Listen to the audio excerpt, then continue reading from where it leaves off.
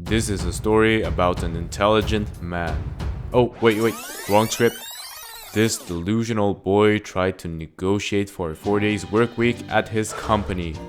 You got this. As he lied to himself, his palms were sweaty. Mom spaghetti. Hey Kenny, everything's going good? And the boy spoke about his aspirations and how he wanted to advance his career. Not really, he bullshitted. But due to some circumstances, we can only provide you with a raise of 1%. You got this.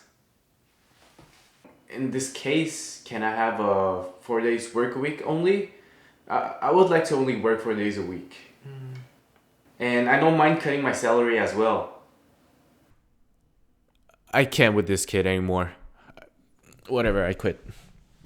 Hey, no, don't go, please, don't go. I don't want to do this alone. Who are you talking to? Oh, nothing. Yeah, well, it didn't go exactly like that, but that was the gist of it. So these negotiations happened around the end of 2019 or beginning of 2020, and that's the time where you usually bargain for a raise or some perks. As you have seen, it kind of went poorly and I was not able to properly negotiate for a 4 days work week, although I've learned a few lessons out of this. You may wonder, why would you want to only work 4 days? Are you lazy? To that I say, fair question that you have here. Before answering those questions, I'd like to provide a little bit of context and explain what led me to this decision. So I studied in software engineering, a word that is kind of overused, but basically what I do is I do coding stuff. Now you must think that I'm one of those cool tech geek who spits out crazy verses of code, but no, I'm not. I'm not that cool. What I want to do when I get home is chill and learn other non-related software development stuff. If you're one of the lucky people to be really passionate about it, powers to you. You're actually getting paid to do what you love, which is cool. But I think that for most of us muggles, we're just trying to fit in. One thing that I don't like is that it feels like software developers are expected to have side projects and to code after work, which is kind of fucked up if you ask me. Maybe I'm in the wrong career path, but here's another way to see this. Everyone has a different level of enthusiasm about the work, and that's just how it is. For those who haven't found their true calling, they may try to desperately find their passion, and that can make them even more anxious. To that, maybe trying to find a good career fit may be a better approach. And I think at this point, you're starting to get an idea of where I'm going at with this. But curious and nosy as you are, you might wonder why I didn't switch careers to find my passion. First easy answer is that I'm lazy to change, I'm kind of comfortable, and it's kind of good money. But it's not an inspiring answer, so allow me to sugarcoat the shit out of this. I'm pretty lucky in my situation because I was able to tell my manager that I didn't see myself in the software industry in the long term. Also, the company where I work at is not a pure software development shop, so I'm not tied down to only one specific type of work, for example, only coding. I've had the opportunity to give trainings and workshop, and that's valuable experience for me to be able to teach and to practice my public speaking skills. Those responsibilities helped me become a more well-rounded person because it helped me work on my weaknesses and it made me go out of my comfort zone. And that sums up the more corporately friendly answer to the why I didn't switch careers. I really had the chance to grow by staying where I'm at. Now enough with the PC bullshit. Let's get a little bit more personal between you and I, shall we? Now that's better. As much as I have a job that is perceived as intellectually challenging, I have found myself seeing it as spiritually numbing as well. A lot of it feels pointless, even more so than my own existence in the grand scheme of things. It puzzles me why this sense of dissatisfaction surfaced through my thoughts despite my upbringing. So my family left during the Vietnam War to come here in hopes of a better future, and since then, they've worked really hard to make sure that they get a better life. Almost everything that they have done was to ensure that I had a roof over my head and that I could go to school because for them, school was the golden ticket to bypass the hardship of manual labor that they had to go through. Get good grades, get a stable job, get a kid or two were expected from me.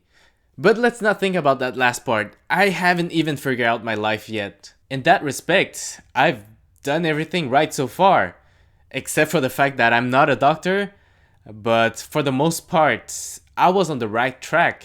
Even with a bright career ahead, here I am, trying to make sense of what's the purpose of all of this. I couldn't care less about helping a company make more profit by optimizing their process or whatever.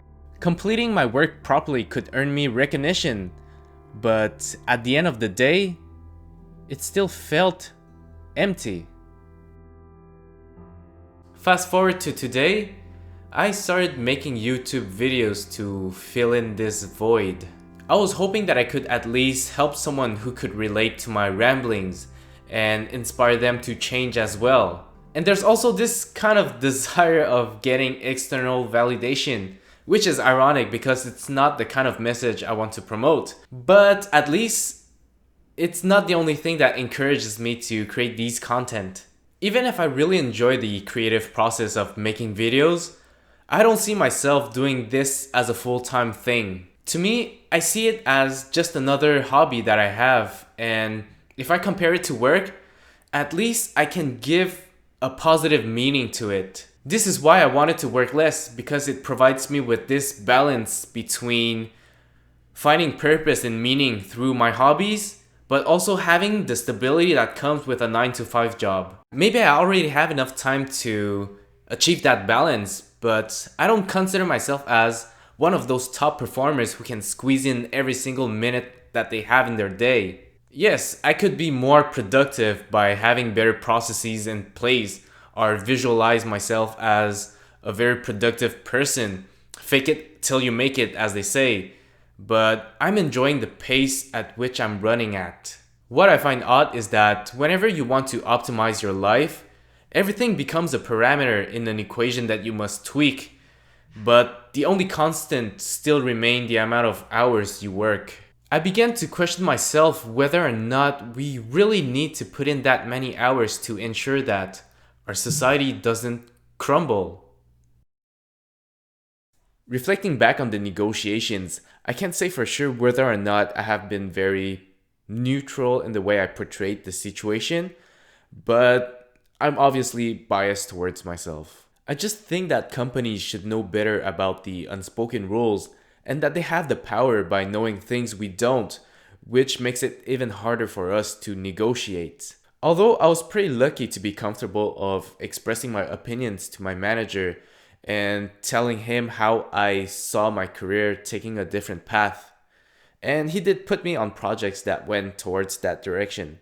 What felt short was the lack of follow-up on my request of a 4 days work week, but I recognize that part of it is because I wasn't really clear in my intent, and I really didn't follow up as well on the proposition.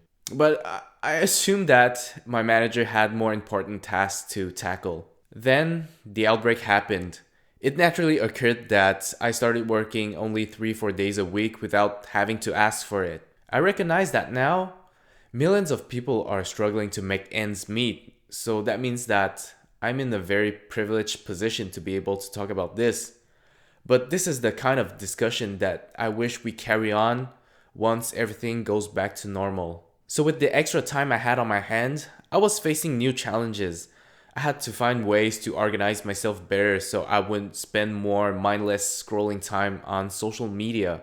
I'm still wasting time on my phone, by the way, but with the additional time, even if I have been contemplating more on my own existence, I think that it made me more relaxed and happier. I was able to put more time into activities where I felt that I had more control over the challenges that I would face and the type of impacts that I wanted to make.